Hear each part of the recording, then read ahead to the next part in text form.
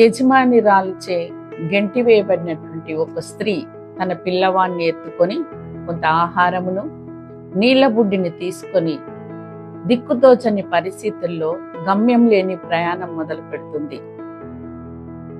చివరికి ఆమె యొక్క అరణ్యమును చేరుకొని అటు ఇటు తిరుగులాడుచు ఉండగా తీసుకొని వచ్చినటువంటి ఆ నీరు అయిపోయినందున పిల్లవాడి దాహం తీర్చలేక ఆ పిల్లవాడిని ఒక చెట్టు కింద పడవేసి బిగ్గరగా ఎలుగెత్తి ఏడ్చి దేవునికి మొరపెడుతుంది. ఎవరు ఆ మొరపెట్టినటువంటి స్త్రీ? ఆ పిల్లవాడు ఎవరు? దేవుడు ఆ పిల్లవాడి దాహం తీర్చాడా అనే విషయాలను తెలుసుకోవాలి అని అనుకుంటే మనమందరము పారాను అరణ్యంలోనికి వెళ్దాము.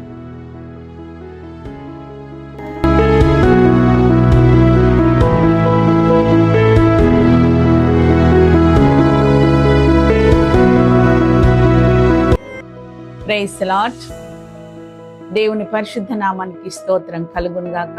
క్రీస్తునందు ప్రియమైనటువంటి వారలారా, బైబిల్లోని స్త్రీలు మనకు ఆదర్శప్రాయులు అనే ఆధ్యాత్మిక కార్యక్రమంలో 7వ ఎపిసోడ్ అయినటువంటి ఐగుప్తియ దాసి అయినటువంటి హాగరు యొక్క జీవిత చరిత్రను మనం ఈరోజు ధ్యానిస్తాము. ఈ సంఘటన ఆదికాండము 16వ అధ్యాయము మరియు 21 అధ్యాయములలో మనము చూడగలము. హాగరు అనే హిబ్రూ పదానికి పారిపోవడము లేక విడిచిపెట్టబడిన అని అర్థము వస్తుంది. అబ్రహాము భార్య అయిన శారాకు సంతానము కలగకపోయినందున తన దాసి అయిన హాగర్ను అబ్రహామునకు భార్యగా ఇచ్చి అతని ద్వారా సంతానము కలగజేసుకోవాలని అనుకుంటుంది శారా. కానీ హాగర్కు సంతానం కలిగిన తర్వాత తన దృష్టిలో శారా నీచమైనదిగా అనిపించినందున అనేక బాధలు కలగడము జరిగింది. ఈ విధంగా శారా తనకు కలిగిన అవమానమును, హాగరు సంతానం వలన తాను పొందినటువంటి ఆ యొక్క బాధను తట్టుకోలేక తన భర్త అయిన అబ్రహాముతో నీవు ఈ దాసిని దాని పిల్లవాడిని ఇంటి నుంచి బయటికి పంపివేయమని చెప్తుంది. ఆ మాటకు అబ్రహాము మనసులో బాధపడినప్పటికీ దేవుని చిత్త ప్రకారంగా ఆ దాసిని దాని పిల్లవాడిని వారికి కొంత ఆహారమును నీళ్ల పుట్టిని ఇచ్చి ఇంటి నుంచి పంపివేస్తాడు అబ్రహాము. ఈ విధంగా బయలుదేరినటువంటి హాగరు దిక్కుతోచని స్థితిలో అటు ఇటు తిరుగుతూ బెహెర్షెబాలోని ఒక అరణ్యంలోకి వెళ్తుంది. అక్కడ దాహముతో తన కుమారుడు వేస్తున్నటువంటి ఆ కేకలు, ఆ రోదన భరించలేక ఆమె ఆ పిల్లవాడిని ఒక పొద కింద పడవేసి ఎలుగెత్తి ఏడుస్తూ దేవునికి మొరపెడుతుంది. దేవుడు ఆ మొరను ఆలకించి ఆ పిల్లవాడి యొక్క స్వరాన్ని విని ఆ అరణ్యంలో దేవుడు ఆమెకు ప్రత్యక్షమవుతాడు. హాగరు, భయపడకుము, నేను నీకు తోడై ఉన్నాను అని ఆమెతో మాట్లాడతాడు. వెంటనే హాగరు దేవుడు తనతో మాట్లాడిన విధానమును తలపోసుకుంటూ నేను చూచుచున్న దేవుడు అని ఆ దేవునికి పేరు పెడుతుంది. ఎల్ రోయి, హిబ్రూ పదంలో ఎల్ రోయి, నన్ను చూచుచున్న దేవుడు అని అర్థము. మొట్టమొదటిగా బైబిల్ గ్రంథంలో దేవునికి పేరు పెట్టిన స్త్రీగా మనం హాగర్ని చూస్తాము. అంతేకాకుండా ఆమెతో దేవుడు ఈ విధంగా చెప్పాడు, నువ్వు లేచి నీ పిల్లవాడిని ఎత్తుకొని నీవు తిరిగి ప్రయాణము కా, ఈ ఎదుట నేను ఒక నీటి ఊటను ఉంచి ఉన్నాను అని సెలవీయగా దేవుడు ఆమె యొక్క కన్నులు తెరిచినందున నీటి బుగ్గ ఉబికి ఆ నీళ్లు ప్రవహించడం జరుగుతుంది. ఆ నీటిని తన కుమారునికి త్రాగించి బ్రతికించుకుంటుంది హాగరు. ఆ అరణ్యంలో నీటి బుగ్గను కలగజేసిన దేవుణ్ణి స్తుతిస్తూ ఆ నీటి బుగ్గకు ఆమె బేయర్ల హై రోయి అని పేరు పెడుతుంది. అనగా నన్ను చూస్తున్న సజీవుని యొక్క బావి అని దానికి అర్థము. ఈ విధంగా మరి దేవుడు ఆమెకు ప్రత్యక్షమైనటువంటి ఆ ప్రదేశము కాదేశునకును బేరేదునకు మధ్యలో ఉన్నట్టుగా మనం బైబిల్ గ్రంథంలో చూస్తాము. శారాదాసి అనేటువంటి హాగరు అతని కుమారుడు అయిన ఇష్మాయేలును గొప్ప జనాంగంగా దేవుడు ఆశీర్వదించి ఆయన పట్ల చేసిన అద్భుత కార్యాలను మనము ఈ బైబిల్ ధ్యానం ద్వారా మనము తెలుసుకుందాము. ఐగుప్తియ దాసి అయినటువంటి హాగరు జీవితం ద్వారా తిరస్కరించబడినటువంటి ఒక వ్యక్తిగా ఉన్న ఈ దాసి జీవితాన్ని దేవుడు ఏ విధంగా ఆశీర్వదించాడో ఆ విషయాల ద్వారా మనము ఈ రోజు నేర్చుకోవాల్సినటువంటి ఆత్మీయ సత్యాలను మూడింటిని మీ ముందు ఉంచడానికి నేను ఇష్టపడుతున్నాను. మన దేవుడు మనలను చూచే దేవుడు. హాగరును శారా పెట్టిన బాధల నుంచి, శారా కన్నిటిని, శారా యొక్క హృదయ వేదనను ఎరిగినటువంటి దేవుడు హాగరును ఇంటి నుండి బయటికి పంపిస్తాడు. హాగరు పారిపోయి అరణ్యంలోకి వచ్చి ఆమె దిక్కుతోచని స్థితిలో దేవుని మొరపెట్టిన విధానం మనము బైబిల్ గ్రంథంలో గమనించగలము. ప్రియమైనటువంటి వారలారా, హాగరు తిరస్కరించబడినటువంటి దాసిగా మనం ఇక్కడ చూస్తున్నాం. శారాచే తన యజమానిరాలిచే తిరస్కరించబడింది. కారణము తనకు సంతానము కలగకపోవడం వల్ల.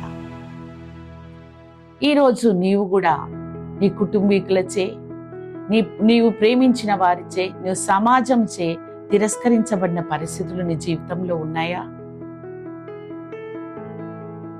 ఒకవేళ ఉన్నట్టయితే దేవుణ్ణి ఆశ్రయించు. హాగరును చూసిన దేవుడు నిన్ను చూస్తాడు. హాగరునుకు ప్రత్యక్షమైన దేవుడు నీకు ప్రత్యక్షమవుతాడు. కేవలము నీవు ఆయనకు మొర పెట్టుకోవాలి. ఎప్పుడైతే నువ్వు ఆయనకు మొర పెడతావో ఆయన నీ మొరను ఆలకించే దేవుడుగా మనకుంటున్నాడు. ఎందుకంటే ఆయన నేత్రములు ప్రతి వారిని దృష్టిస్తూ ఉన్నది. ఆయన కనుదృష్టి లోకమందంతటా సంచారం చేయుచున్నది. అవి చెడ్డవారిని మంచివారిని చూస్తూ ఉన్నవి. కాబట్టి క్రీస్తునందు ప్రియమైనటువంటి అమలారా, ఈ యొక్క ధ్యానంలో మనము దేవుణ్ణి చూసే ఆత్మీయ నేత్రాలను మనము కలిగి ఉండాలి. ఈ లోక సంబంధమైనటువంటి ఆశల తట్టు లోకం వైపు చూసే నేత్రాలతో మనం దేవుణ్ణి చూడలేము. దేవుణ్ణి చూడాలంటే విశ్వాస జీవితంలో స్థిరపడి ఆత్మీయమైన నేత్రాలతో ఆయనను చూడాలి. ఎందుకంటే మన నేత్రాలకు ఈ యుగ సంబంధమైన దేవత వృద్ధితనాన్ని కలగజేస్తుంది. దేవుని స్వరూపి అయిన క్రీస్తు యొక్క మహిమను చూడలేక మనల్ని గుడ్డితనంలో ఈ యొక్క దేవత మనల్ని ముంచివేస్తుంది. కాబట్టి మన ఆత్మీయ నేత్రాలతో దేవుణ్ణి చూడగలిగే అనుభవంలోకి మనం రావాలి. ఒంటరిగా ఉన్నావా, బాధలో ఉన్నావా, కన్నీటిలో ఉన్నావా, అయినప్పటికీ దేవుణ్ణి ఆశ్రయించు. దేవునికి మొరపెట్టు. ఆయన నీ కన్నీటిని చూస్తున్నాడు. ఆయన చూచే దేవుడు. ఆయన దావీదు కీర్తనకారుడు ఈ విధంగా అంటున్నాడు, నేను ఆకాశంలోకి ఎక్కిన నువ్వు అక్కడ ఉన్నావు, నేను పాతాళమందు పడుకుని నువ్వు అక్కడ ఉన్నావు అని. దేవుని దృష్టి నుంచి తప్పించుకునే వారు ఎవ్వరూ లేరని ఆయన యొక్క కనుదృష్టిని గురించి చెప్తూ వస్తున్నారు. కాబట్టి మనము ఆయన కనుదృష్టి నుంచి తప్పించుకోలేము. కనుక ఆయనను చూడగలిగే ఆ యొక్క నేత్రాలను మనం కలిగి ఉండడానికి ప్రయత్నం చేద్దాము. రెండవదిగా, దేవునిపై ఆధారపడి జీవించే జీవితమును హాగరు జీవితం చరిత్ర ద్వారా నేర్చుకుందాం. మన దేవుడు ఆదరించే దేవుడు. మన దేవుడు ఆదరించే దేవుడు. మన కష్టాల్లో, మన కన్నీటిలో మనము దేవునిపై ఆధారపడినప్పుడు ఆయన మనల్ని ఆదరిస్తాడు. ఏ విధంగా ఆధారపడాలి? ప్రార్థన అనే ఆయుధమును పట్టుకొని ఆయనపై ఆధారపడటం నేర్చుకోవాలి. సామాన్యంగా మనము మన కష్టాల్లో, మన ఆపదల్లో మనం మనుషులను ఆశ్రయిస్తాం. మన ప్రియమైన వారి దగ్గరికి వెళ్తాము, గొప్పవారి దగ్గరికి వెళ్తాము. కానీ మనుషుల సహాయం వ్యర్థమని దేవుడు చెప్తున్నాడు. కాబట్టి దేవుణ్ణి ఆశ్రయించిన నరుడు ధన్యుడు అని దేవుని వాక్యం చెప్తుంది. కాబట్టి ప్రియమైనటువంటి వారిలారా, నీ కష్ట సమయాల్లో, నీ కన్నీటి సమయాల్లో, నీ సమస్యల్లో దేవుణ్ణి ఆశ్రయించటము, ఆయనపై ఆధారపడటము మనము నేర్చుకోవాలి. హాగరు దేవుణ్ణి ఆశ్రయించింది. ఆమె ఆత్మీయ నేత్రాలు తెరవబడ్డాయి, ఆశీర్వాదాలను పొందుకుంది. దాసి అయినట్టు హాగరు కుమారుడైనటువంటి ఇష్మాయేలును గొప్ప జనాంగంగా దేవుడు ఆశీర్వదిస్తాడు. సమస్యకు పరిష్కారం లభించింది. ఆ ఊటను కలగజేశాడు. అరణ్యంలో ఊటను కలగజేసిన దేవుడు. నీ సమస్యకు పరిష్కారం కావాలంటే నువ్వు దేవుణ్ణి ఆశ్రయించాలి. కన్నీటితో దేవునికి మొరపెట్టాలి. ఆపదలో ఉండి మొరపెట్టినప్పుడు దేవుడు మనల్ని ఆశ్రయిస్తాడు. మన ప్రార్థన వింటాడు. ఎలాంటి ప్రార్థన చేస్తున్నావు? పరిసైన ప్రార్థన చేస్తున్నావా? సుంకరి లాంటి ప్రార్థన చేస్తున్నావు? మనల్ని మనము దేవుని సన్నిధిలో సంపూర్ణంగా పశ్చాత్తాపంతో మన పాపంలో ఒప్పుకొని ఆయన సన్నిధిలో సుంకరి వల్ల ప్రార్థించినప్పుడు దేవుడు మన ప్రార్థన ఆలకిస్తాడు. మగ్ధలేని మరియ కన్నీటితో దేవుని పాదాలు పడినప్పుడు ఆమె యొక్క సమస్తమైన పాప దోషములు క్షమించబడి. క్రీస్తునందు ప్రియమైనటువంటి వారులారా, దేవునిపై ఆధారపడడం మనము నేర్చుకుందాము. మనము తగ్గించబడాలి, దేవుడు హెచ్చించబడాలి. ఈ మాటను మనము గుర్తు చేసుకుందాము. మూడవదిగా, దేవుడు మనల్ని నడిపించే దేవుడు, మన భవిష్యత్తు గురించిన ఆలోచన కలిగిన దేవుడు. ఎందుకంటే మనం తల్లి గర్భంలో ఉన్నప్పుడే ఆయన మన దినములన్నీ తన గ్రంథంలో లెక్కించుకున్న దేవుడు. మన జీవితాల పట్ల ఒక ప్రత్యేకమైన ప్రణాళికను కలిగిన దేవుడు కనుక మనము ఆయనను ఆశ్రయించడం నేర్చుకోవాలి. ఆయన చెయ్యి పట్టుకొని మనల్ని నడిపిస్తాడు. నీవు దేవుని దృష్టిలో యథార్థంగా ఆయన సన్నిధిని వెతికి ఆయన వాక్యానుసారంగా ఆయన కట్టడను అనుసరించి నడుస్తావో ఆయన నీ భవిష్యత్తు గురించినటువంటి ప్రత్యేకమైన ప్రణాళికలో నిన్ను నడిపిస్తాడు.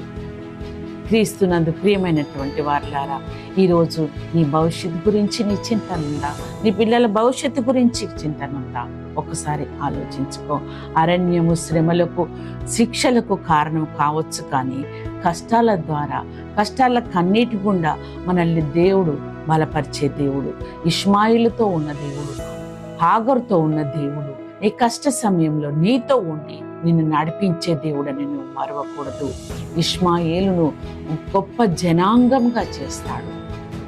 దాసి కుమారుడైనప్పటికీ కూడా అబ్రహాము యొక్క నీతిని జ్ఞాపకం చేసుకొని గొప్ప జనాంగంగా చేస్తాడు.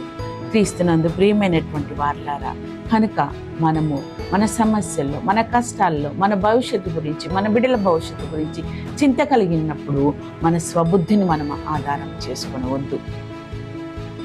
సామెతలు 3:5-6 మనం చదివినట్లయితే, నీ స్వబుద్ధిని ఆధారం చేసుకొనుక నీ పూర్ణ హృదయంతో యెహోవాను సేవించుము అని ఉంది. మన పూర్ణ హృదయంతో, పూర్ణ ఆత్మతో దేవుణ్ణి నమ్ముకొని ఆయనను సేవించినట్లయితే, ఆయన చిత్తానికి లోబడిన జీవించినట్లయితే, మన కన్నీటిని తుడిచి, మన బాధల నుంచి, మన బంధకాల నుంచి, మన బానిసత్వపు సంఖ్యల నుంచి మనం విడుదల చేసి దేవుడు మనల్ని గొప్పగా ఆశీర్వదిస్తాడు. క్రీస్తునందు ప్రియమైనటువంటి వారులారా, హాగరు జీవితం ద్వారా మనం నేర్చుకునే హాగరు వల్ల దీవించబడాలి అంటే ఆయనకు మొరపెడుతూ ఆయన వైపు చూడాలి. మొదటిగా ఆయన వైపు చూడాలి. రెండవది ఆయనను ఆశ్రయించాలి. ఆయనపై ఆధారపడే జీవితాన్ని మనం నేర్చుకోవాలి. మూడవదిగా ఆయన నడిపింపు కొరకు మనం ప్రార్థన చేయాలి. ఆయన తన చెయ్యి పట్టుకొని మనల్ని నడిపిస్తాడు. మన గమ్యం వరకు మనం తీసుకొని వెళ్తాడు. కనుక మనము ఆయనపై ఆధారపడి జీవిస్తూ ఆయన కృపలకు పాత్రలంగా, ఆయన యొక్క ఆశీర్వాదాలకు పాత్రలంగా ఉండడానికి మనము సంపూర్ణంగా ఆయనకు సమర్పించుకుందాము. అట్టి కృప పరిశుద్ధాత్మ దేవుడు మనకు అనుగ్రహించును గాక. ఆమేన్. ధ్యానించిన ఈ వాక్య భాగము మన హృదయాల్లో ఫలించలేకుండా కళ్ళు మూసుకొని దేవుని సన్నిధిలో ప్రార్థించుకుందాం. మహాపరిశుద్ధుడా, మహోన్నతుడా, నీకు స్తుతులు స్తోత్రములు చెల్లిస్తుంటున్నాం తండ్రి. నాయనా, ఐగుప్తీయ దాసి అయినటువంటి హాగరు జీవితాన్ని మేము ధ్యానించి ఉంటుండగా ప్రభువా, మీ కృపలో మమ్మల్ని జ్ఞాపకం చేసుకునండి. మా కష్టాలలో, మా కన్నీళ్ళలో ప్రభువా, మా సమస్యల్లో, మా వేదనలో ప్రభువా, మేము తిరస్కరించబడినటువంటి పరిస్థితులలో, కుటుంబముచే తండ్రి మేము తండ్రి వెలివేయబడినటువంటి సమయాలలో ప్రభువా, మీరు మాకున్నారనే ధైర్యాన్ని నైనా హాగరు ద్వారా మీరు మాకు నైనా తెలియజెప్పిన విధానం బట్టి మిమ్మల్ని స్తుతిస్తుంటున్నాం తండ్రి. ప్రతి పరిస్థితిని చూచే దేవుడు, మమ్మల్ని ఆదరించే దేవుడు, మమ్మల్ని నడిపించే దేవుడు మీరని మేము గ్రహిస్తూ ఉంటున్నాము. ఆగర్ను ఆశీర్వదించిన దేవుడు, ఇష్మాయిల్ను గొప్ప జనాంగంగా ఆశీర్వదించిన దేవుడు, మీరు మాకు తోడుగా ఉన్నారని నమ్ముతూ తండ్రి మా జీవితాలను మీ చేతులకు అప్పగించుకుంటున్నాము. ప్రతి పరిస్థితుల్లో మా స్వబుద్ధిని మేము ఆధారం చేసుకునక మీపై ఆధారపడి జీవించే జీవితాలు మాకు దయచేయగలరని, వినిన వాక్యం మా హృదయాల్లో ఫలింపజేయగలరని యేసు నామమున ప్రార్థించి వేడుకుంటున్నాను తండ్రి. ఆమేన్. Praise the Lord. క్రీస్తునందు ప్రియమైనటువంటి అమలారా, ఈ వీడియోను మీరు తప్పకుండా వీక్షించండి. అంతేకాకుండా ఇతరులకు షేర్ చేయండి, లైక్ చేయండి, బెల్ బటన్ నొక్కండి, సబ్స్క్రైబ్ చేసుకోనండి. మీ యొక్క కామెంట్స్ బాక్స్లో ఇచ్చినట్టయితే మరిన్ని మెరుగైన వీడియోస్ చేయడానికి అవకాశం ఉంటుంది. కృతజ్ఞతలతో మీ ప్రియ సహోదరి హెప్సిబా జేసన్. Thank you.